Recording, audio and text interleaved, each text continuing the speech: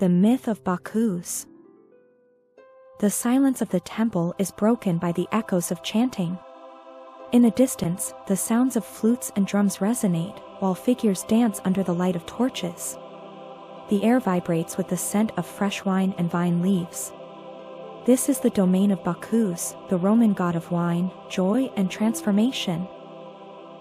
In this video, we will embark on a mystical journey through the tales and traditions surrounding Bacchus, exploring its cultural, symbolic, and artistic impact, both in ancient times and in the present.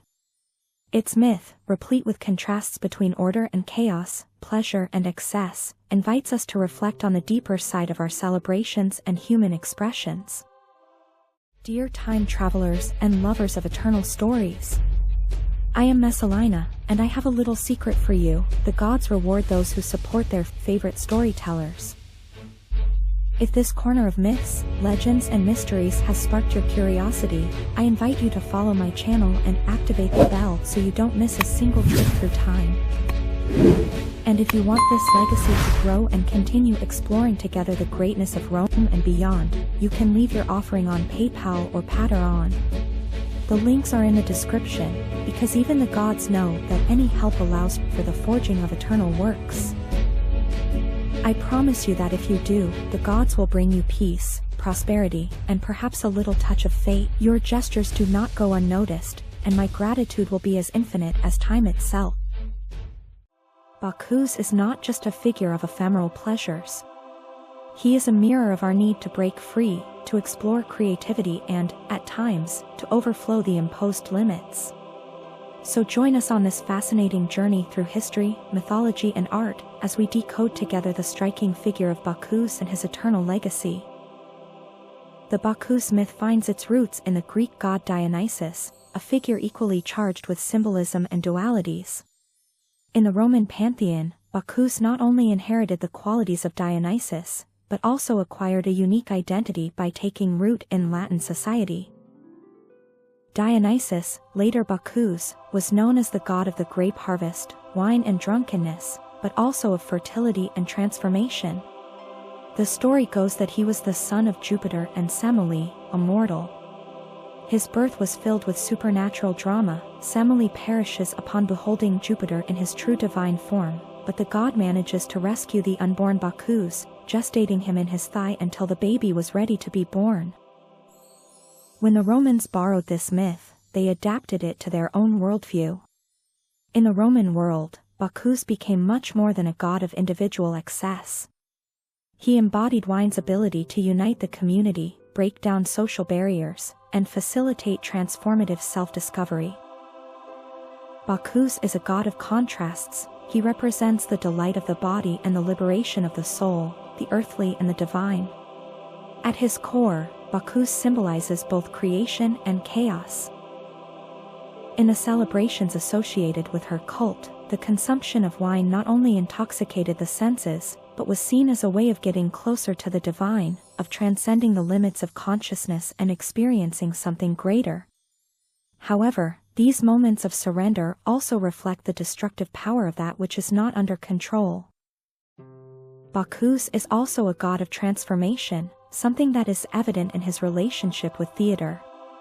In ancient Greece and Rome, his celebrations were believed to have given rise to drama, where masks and performances symbolized the constant change of human identity. One of the most fascinating manifestations of the Bacchus cult is the famous Bacchanalia, festivities that celebrated the human connection with the god through wine, music, and collective ecstasy.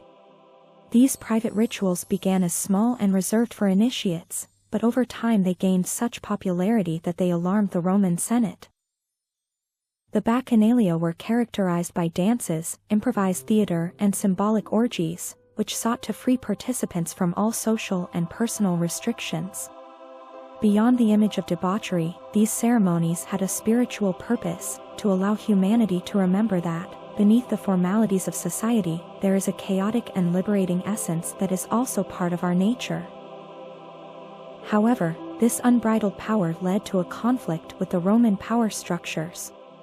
In 186 BC, rituals were banned because of fears that they would undermine public morality and state authority. the struggle between order and chaos had reached a critical point. Bacchus was not only the protagonist of rituals and celebrations, his influence reached into the arts, theater, and literature. At Roman festivals, parades in his honor were accompanied by the music of flutes and drums, while choirs sang his praises. These traditions played an important role in the development of drama and comedy in the ancient world. In theatrical works, Bacchus was a recurring figure as a symbol of the blending of the sacred and the earthly. He also featured prominently in mosaics and sculptures within Roman homes, reminding hosts that wine and hospitality were sacred virtues. At the same time, his myth embodied values that challenged traditional notions of Roman discipline. As a god, Bacchus questioned total subordination to duty and showed that to be fully human, it is also necessary to explore and express the irrational side of life. From ancient times to modern times, Bacchus has left a lasting legacy in the art world.